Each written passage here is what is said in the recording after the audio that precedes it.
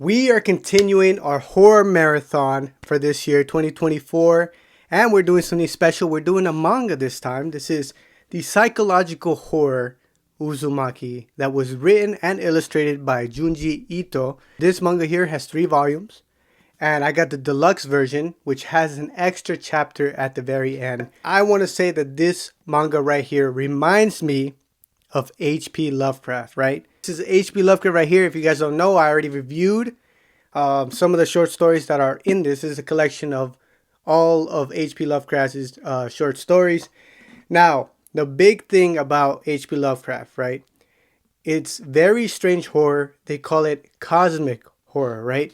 And it reminded me, Uzumaki reminded me of H.P. Lovecraft, right? Of course, for those who know, there isn't any tentacles in Uzumaki, but the strangeness of it reminded me of H.P. Lovecraft, especially the final chapter in Uzumaki, the deluxe version, right? The extra chapter. It deals with galaxies and stuff like that. So it did remind me a lot of H.P. Lovecraft. Now, another thing I wanted to talk about was how much I loved the gradualness of it, if that's even a word. It starts off with something very simple, right?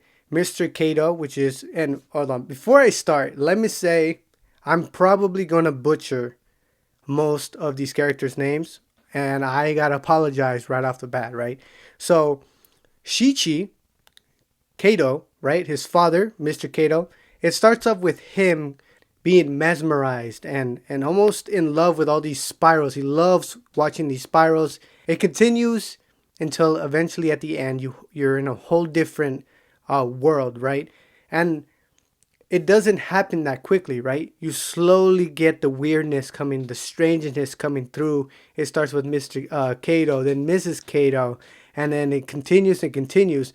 That gradualness, I like that. One, because it does remind me of a spiral.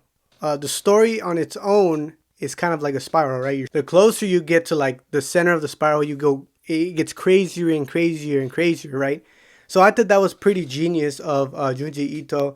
And also it validates them not leaving, right? And that's something I'm going to ask, or I'm going to talk about at the very end, is why didn't it just leave, right? All these strange things are happening. Just leave. Just get out of the place, right? But they don't because of that gradualness. Nothing happens right off the bat. It's kind of like it takes its time with it, right? But that being said, it does get straight to the point, right? It gets straight to the point. There's no chapter that's just kind of like not important, right? Everything in the manga is important. Now, talking about my critiques, right? I gotta be honest and critique. My biggest critique about this manga would be some of the chapters did feel like they ended abruptly. And the next chapter that followed, it was almost like nothing really happened. And it was kind of like, so you're telling me that they're not, weirded out about what just happened and they're not trying to just leave? That would be probably my biggest critique about the story, is the abrupt endings in some of the chapters. Another critique, which isn't really a critique because after thinking it through, I kind of changed my mind, is we don't get an explanation as to what the spirals are, right? We don't know what the spiral is, what's behind the spiral, what's the whole point of it all, what caused it. And at first I thought I didn't like that. But as I was thinking it through, it kind of made the story feel more dreadful, right?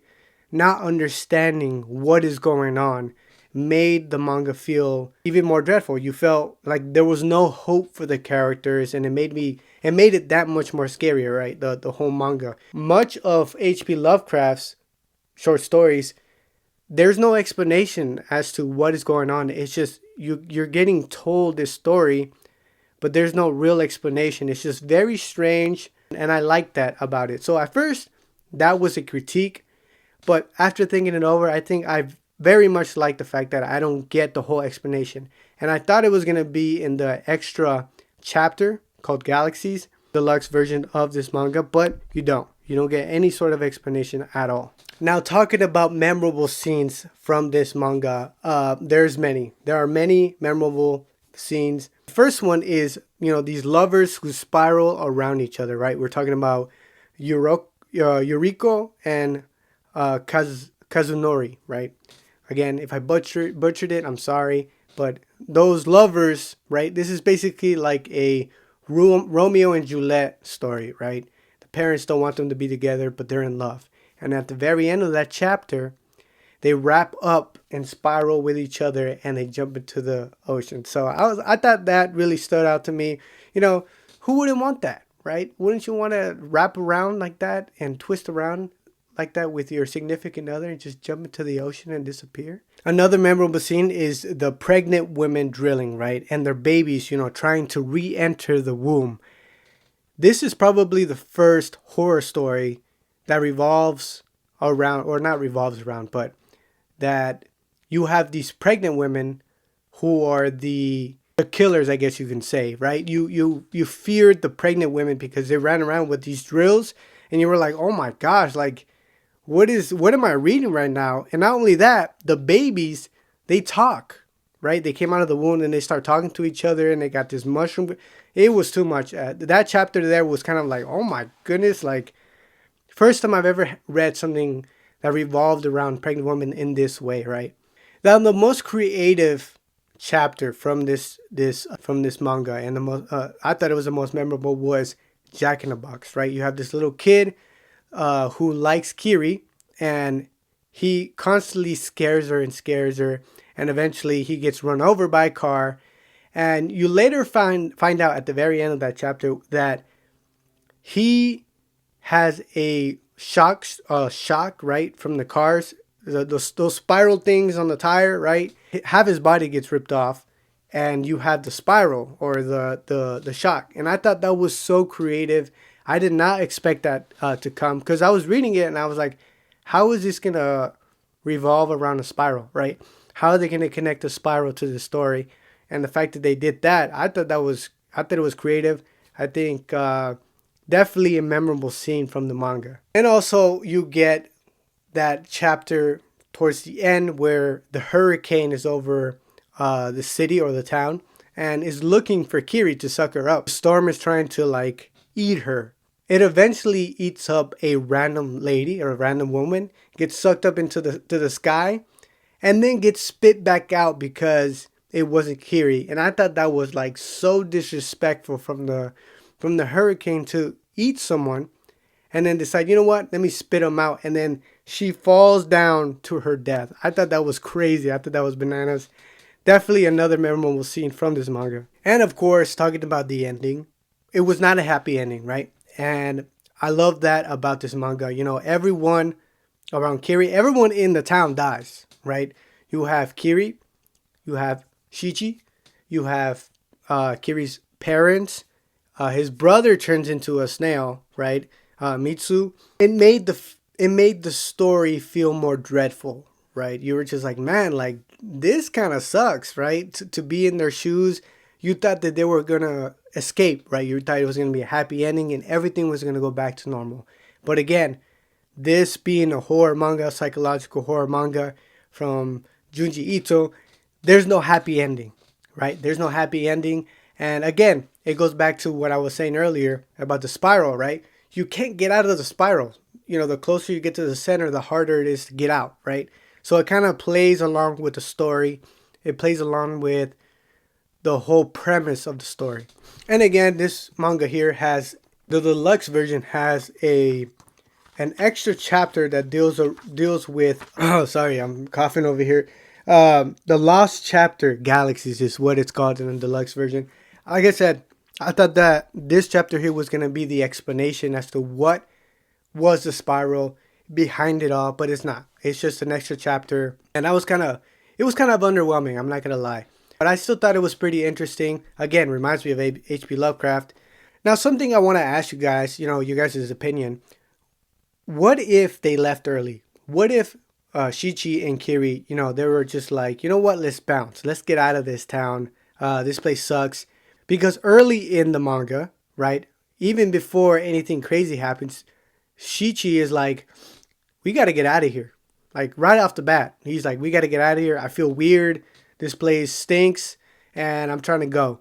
But Kiri, of course, her family's there. She doesn't want to leave. So my question is, you think that if they were just like, F it, let's just go, would they be able to leave, right? Or were they trapped from the very beginning of the manga? And another question I had is, throughout the story or towards the end of the story, you find out that there are these old ruined houses, right? She pointed them throughout the story too, multiple times, and you later found out that they're oriented to where it kind of seems like they were a spiral before. So my question is, has this happened before and it's just a cycle? It's this constant cycle that's happening over and over and over and over, where the city builds, the town gets built, and then the whole process happens, the spiral happens, the spiral eats basically the entire town, and then it happens again. So those are the two questions I kind of had in mind. Maybe you guys could answer.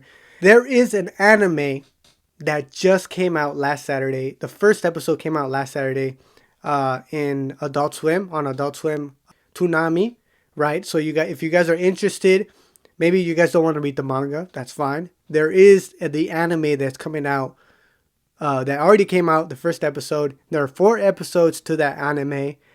And from what I've seen, it's gotten a lot of positive reviews. And I've seen a couple clips about the anime. And I thought it was genius. The way they did it, the way they just kept it black and white. They didn't try to change anything. I felt like they did a fantastic job making this anime, and they made it like the manga. Going back to the manga, I felt like this manga right here was a great manga. I absolutely loved it. Highly recommend you guys who like horror, who like psychological horror, who like manga, get your hands on this, read it, and maybe watch the anime. I'm probably going to watch the anime if I find a way to watch it, and I'm going to review it. But the anime seems to be good. The manga seems to be great. The only thing that didn't really hit was the 2000 film, right? Uzumaki film. That one seemed to have negative reviews. So we'll see. I might even see that and review it. But that is it. Uzumaki by Junji Ito. Great manga. Definitely recommended. That is it. Thank you guys so much for watching, and I'll see you guys next time I finish a movie or a book for our horror marathon.